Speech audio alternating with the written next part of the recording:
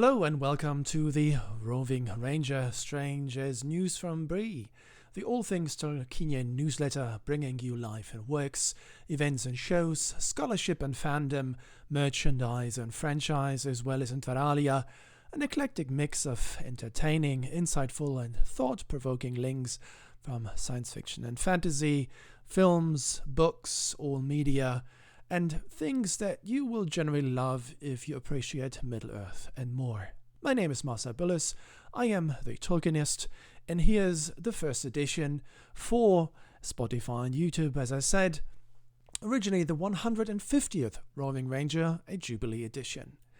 We will have the Stratford Festival in 2026 with a strange rendition of The Hobbit, and the Wheaton College Family Weekend on November 7 and 8th will have a presentation on Painting Wonder, how Pauline Baynes illustrated the worlds of C.Lewis and Terry Tolkien.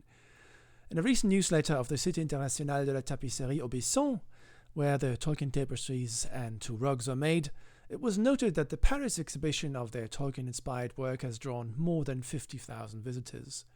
The Middle-earth CCG Worlds happened last weekend in Montreal, Canada, a note from the Council of Elrond.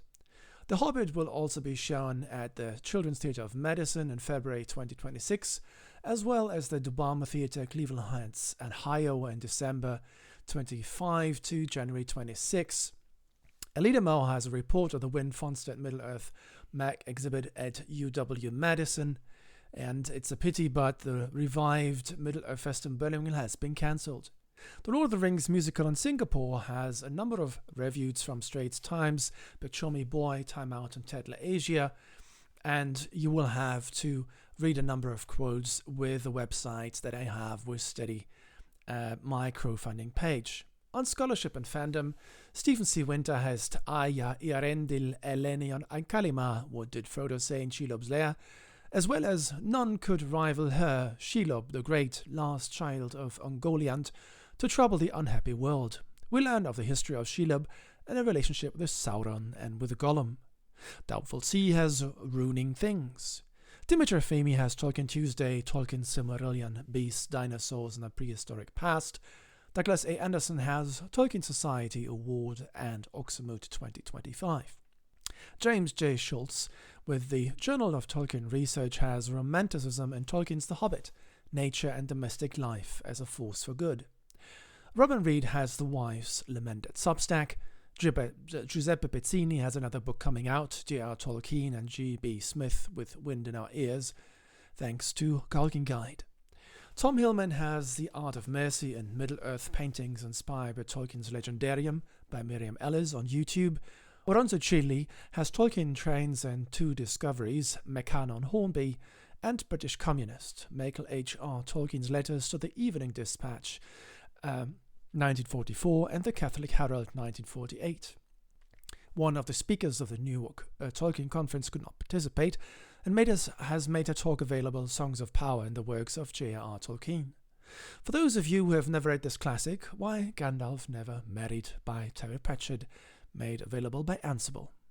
And here is the 12th Mile Middle-earth hex map. Kudos to Tolkien Gleanings. On merchandise and franchise. More and more smaller and middle-sized companies are embracing the Middle-earth vibe.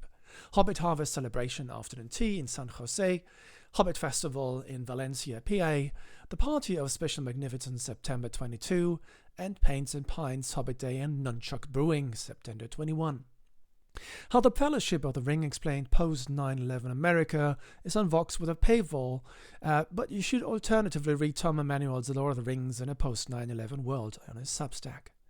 10 highest grossing screenwriters of all time ranked, with Slash Film has both Boyens and Walsh on it. The Hero Complex Gallery has a CDCC release for this beauty by Stephen Andrade. Have a look at the imagery. We were doing back-to-back 100-hour weeks. The last days of Hobbit 3, we did 146 hours. It's working class audio YouTube on working conditions with the Hobbit film trilogy. Fantasy or Fraud, viral Hobbit hotel started in Massachusetts raises $300K, but is it real? From Mass Life. E. McCallum reveals Gandalf and Frodo will feature in Andy Serkis' new The Lord of the Rings films. with Deadline.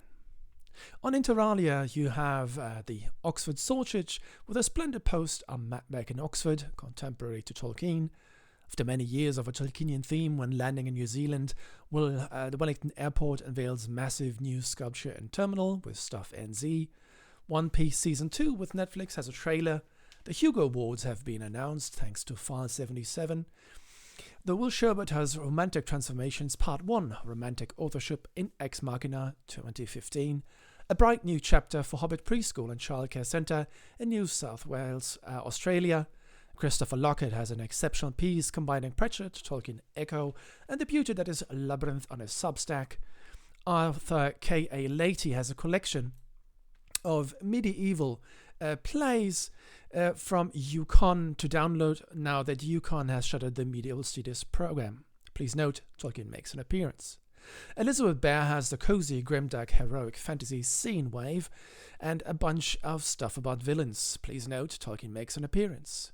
Schumer mocked for mentioning imaginary couple hundreds of times with the Daily Beast, which is essentially a quick quote from John Oliver at Last Week Tonight. That is a J.R. Tolkien level of gratuitous backstory, and I don't say that lightly.